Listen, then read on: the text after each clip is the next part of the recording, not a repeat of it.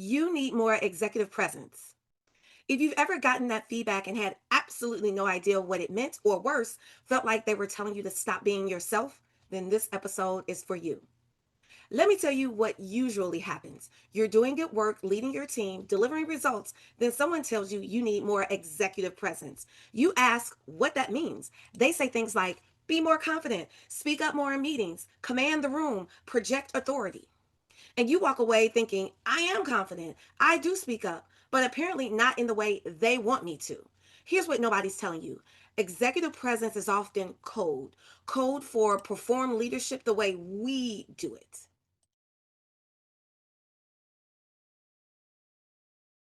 I'm Dr. Tonya Biglow, and I've spent years coaching technical professionals, engineers, scientists, analysts who've been told they lack executive presence. And here's what I've learned: most of them don't lack presence, they lack a culture that values their communication style. I've seen brilliant leaders told they're too quiet because they think before they speak. Leaders told they were not confident enough because they don't exaggerate their accomplishments. Why? Because where they come from, humility matters. Leaders told to speak up more when their culture taught them to listen first and contribute when you have something valuable to say. The problem isn't you. The problem is that executive presence is measured against a very specific standard. And if you don't naturally fit that standard, you're told you're lacking. Let me decode what executive presence usually means, especially for leaders from underrepresented backgrounds. You're expected to be the loudest voice in the room, to think out loud, to dominate conversations, to interrupt confidently. And if you pause to think, you're not decisive enough. If you listen more than you talk, you're not leadership material. But here's the truth: different cultures value different communication styles. Some cultures teach you to speak with certainty only when you're certain, to listen deeply before contributing, to build consensus, not steamroll. That's not a deficit. That's a strength if the organization has the intelligence to recognize it. You're expected to sell yourself, to exaggerate your wins, and to take credit loudly and publicly. When you present your work factually without fanfare, you're not owning your accomplishments. If you give credit to your team, you're not demonstrating leadership impact. But maybe you come from a culture where humility is valued, where letting your work speak for itself matters, where credibility comes from consistency, not self promotion.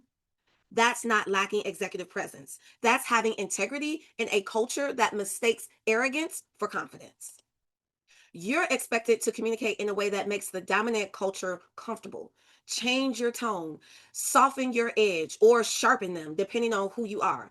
Adjust your body language, mirror their energy. And if you don't, if you show up as yourself, you're told you lack executive presence. So, what do you do when you get the executive presence feedback?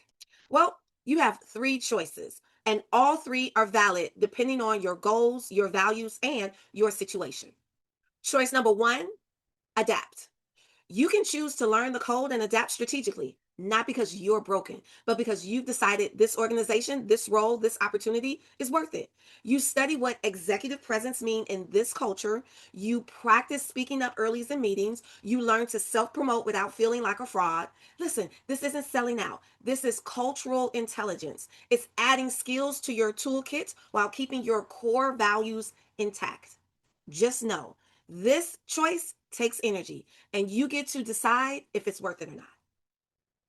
Choice number two: advocate. You can choose to push back and educate. You can say, when you say, I need more executive presence, what specifically are you observing in me? Because I am confident. I do contribute, but maybe not in the way you're used to seeing it.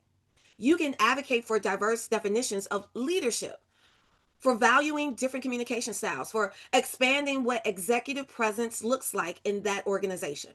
Now, listen, this is harder. It requires political capital, and not every organization will be ready to hear it. But if you're in a place that values growth, this can change that culture. Choice number three: advocate. and find your people. You can choose to find an organization that values who you already are, a culture that doesn't mistake your thoughtfulness for weakness, your humility for lack of confidence, your authenticity for insufficient presence. Because here's the truth, not every culture deserves your adaptation. And if organizations can't see your value unless you perform the version of leadership that isn't you, this is not your deficit, that's their limitation. And you get to decide if you want to lead there or find a place that's been waiting for exactly who you are. Here's what I need you to hear. You don't lack executive presence. You might lack a system that recognizes your kind of presence.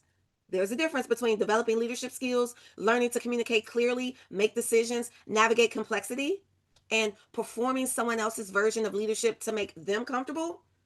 You get to develop skills. You don't have to perform a personality. When you understand that executive presence is often code, something shifts. You stop internalizing it as a personal failure. You start seeing it as cultural expectations you can navigate strategically. You get to choose adapt, advocate, or abdicate, which also means find your people. But you stop apologizing for who you are. You stop trying to fix something that was never broken. And that clarity, that changes everything. Here's what I want you to do. One, if you've been told you need more executive presence, drop a comment below and tell me what they said. Let's decode this together. Number two, share this episode with a leader who needs to hear it. Tag them, send them the link, let them know they're not alone in this. Number three, download the Cultural Intelligence for Leaders Guide. The link is in the description. It'll help you navigate these conversations with clarity and confidence. And if you're leading a team or an organization, watch this episode again. Ask yourself, are we measuring executive presence against one narrow standard, or are we expanding our definition to include the brilliant, diverse leaders in front of us? You don't lack presence. You have presence. The question is, does your organization have the cultural intelligence to recognize it? And if they don't, that's on them, not you. In the next episode, we're tackling the confidence competent gap. Why being the best at your technical job doesn't automatically prepare you to lead. Because here's the truth, you were promoted for your technical brilliance. Now the rules have changed and nobody told you. We're fixing that in our next episode.